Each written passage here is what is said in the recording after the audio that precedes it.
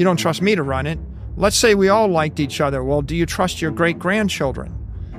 Nobody trusts anybody. So how do you create an anti-fragile, fault-tolerant, self-correcting, self-healing system that will run forever? Satoshi is as profound as Prometheus.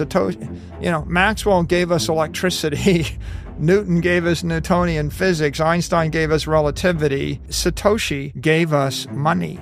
You can send 1,000, 100, 1,000,000, 1,000,000,000, 10 billion, $100 billion worth of that from anybody to anybody without asking anybody's permission using a computer.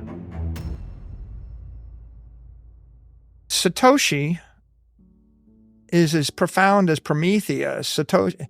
Maxwell gave us electricity. Newton gave us Newtonian physics. Einstein gave us relativity. Satoshi gave us money. Satoshi developed a protocol that combines cryptography, networking, with semiconductor technology, with mathematics, with a bit of economics and some engineering, and managed to create something that's simultaneously a technology, a network, an asset, and an ideology. And it's this thing we call Bitcoin. In this video, Michael Saylor, the chairman of MicroStrategy, discusses the purpose of Bitcoin for humanity. He describes Bitcoin as a decentralized digital currency designed to bring financial equality to everyone in the world. The system operates on a peer-to-peer network, enabling users to transact directly without the need for intermediaries, such as banks. Saylor emphasizes that Bitcoin is immutable and non-fungible, relying on cryptographic principles to secure transactions and control the creation of new units. Its decentralized nature, combined with the computational difficulty of altering the blockchain, makes it highly secure against fraud and hacking. As we bring you clips from the podcast, take a moment to like the video, subscribe to the channel, and turn on post notifications for more video like this. You can join the conversation by dropping your thoughts, comments, and observations in the comment section below.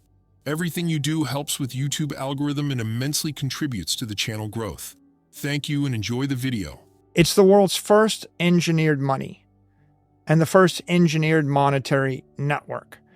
So let's just step back and say, well, what really is Bitcoin and what would you like to have? Well, if you had 1 billion people and they didn't trust the banks and they didn't trust each other and they didn't trust any company and they didn't trust any government and they realized that their life savings was being drained out of their accounts via massive hyperinflation of the currency. And if they had no rights, and if they were being driven out of countries because they were the wrong sect or the wrong color or the wrong religion or the wrong political view, and they felt like they would like to have ownership of their own economic energy, their own life force. They'd like to have sovereignty. They'd like to have property rights that could not be taken away from them. Let's assume you're one of those people, right? And you could see why you'd be one of those people, because in 1492, when the Spaniards discovered the New World, I think March 31st of that year, King Ferdinand issued an edict saying all the Jews had to leave Spain, like 500,000 of them, within 120 days and leave all their property behind. In March 1492, King Ferdinand II of Aragon and Queen Isabella I of Castile issued the Alhambra Decree, also known as the Edict of Expulsion.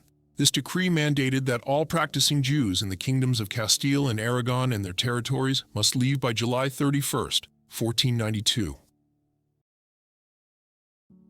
The primary motivation behind this decree was the desire to achieve religious and social unity in Spain. Ferdinand and Isabella, determined to consolidate their power and create a uniformly Christian kingdom, saw the presence of Jews as a threat to their vision. Consequently, all Jews who refused to convert to Christianity were ordered to leave Spain by the end of July 1492. Those who stayed beyond the deadline faced the death penalty. While Jews were allowed to take their movable property with them, they had to leave behind real estate and other immovable assets. This often forced them to sell their possessions, at a fraction of their true value. The Alhambra Decree had a profound impact, leading to the mass exodus of thousands of Jews and significantly disrupting the economic and cultural fabric of Spain. The decree remained in effect until 1968, when it was formally rescinded by General Franco's government, which symbolically acknowledged the injustice of the expulsion. In the context of contemporary financial systems, Michael Saylor draws a parallel to the Spanish Alhambra, suggesting that Bitcoin offers a form of protection against such decrees. According to Saylor, Bitcoin ensures financial freedom and property rights, safeguarding individuals from government or central bank interference, akin to protecting them from a modern-day Alhambra decree. Let's get back to the video. King of Spain just seized all the property of 500,000 people in 4 months. And then a few years later, the King of Spain issued the same edict for all the Muslims in the south of Spain, but gave them 3 days. I could give you 10,000 stories like that. It's like you're the wrong religion, the wrong political party, and the person in power just says, we're taking all your stuff, you need to leave now. And if you don't now use can't leave, we're just going to kill you and take your stuff. So let's assume you lived through that history, which every human being did.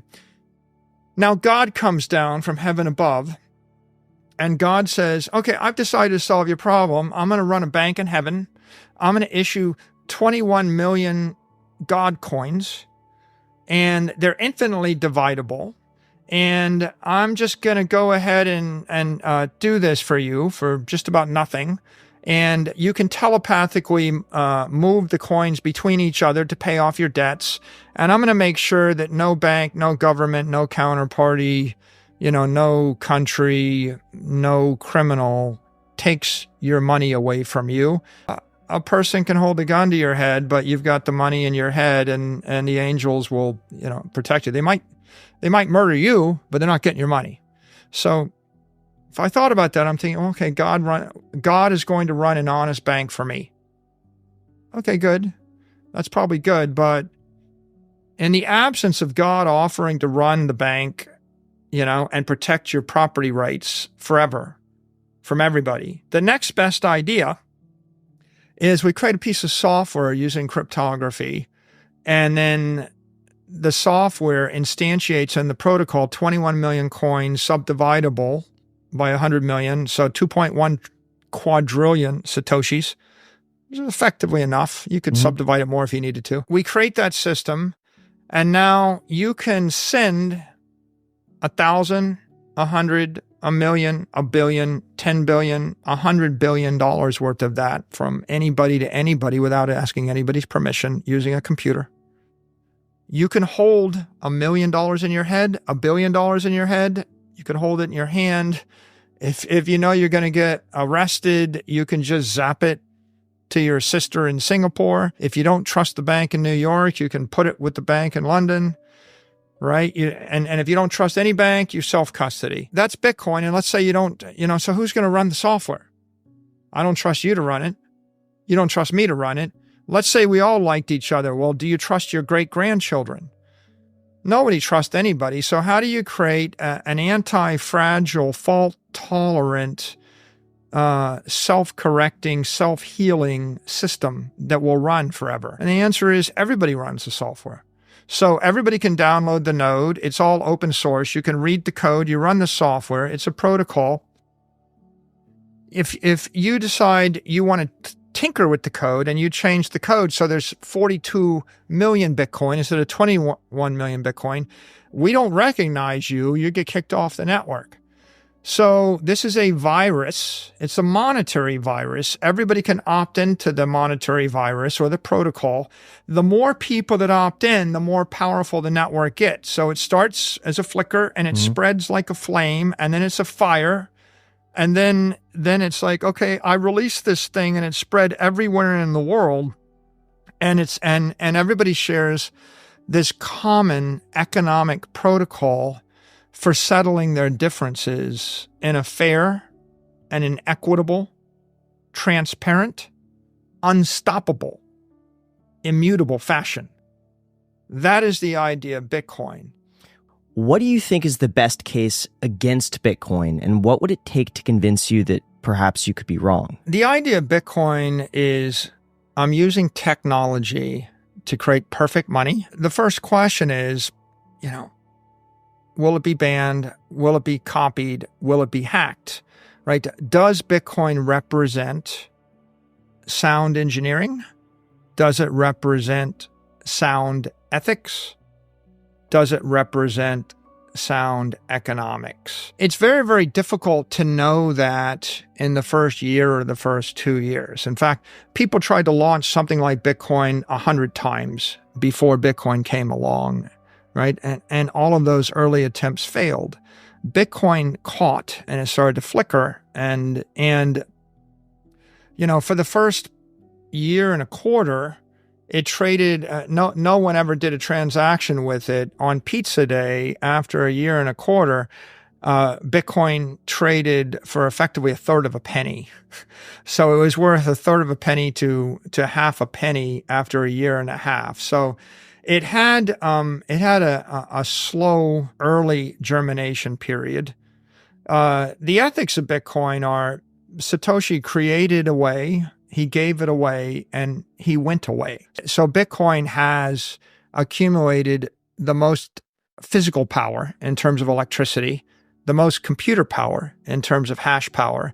It's accumulated the most economic power. $700, $800 billion of real money has been invested in it. It's got the highest market cap, worth 1.3, 1.4 trillion, and it's accumulated the most political power. Hundreds of millions of people who are passionate about defending it. And so how do you know it's not working?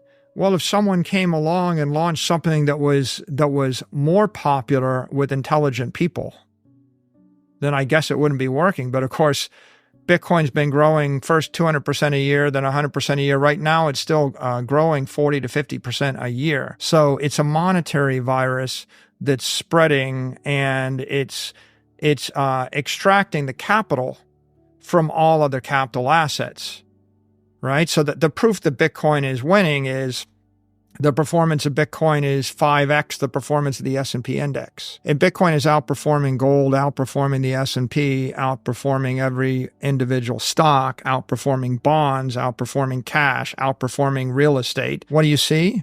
You see intelligent people with money voting with their money, and what they're doing is they're selling the weak assets, buying the strong asset. So there you have it, Saylor's insightful explanation of Bitcoin and its purpose in the world. He presents Bitcoin as a decentralized asset and a secure store of value that no one can take away from you. What do you think about Saylor's analysis? And hope you got some value from this video. Please drop your comments and observations in the comments section. Subscribe to the channel and give this video a thumbs up. Thanks for watching.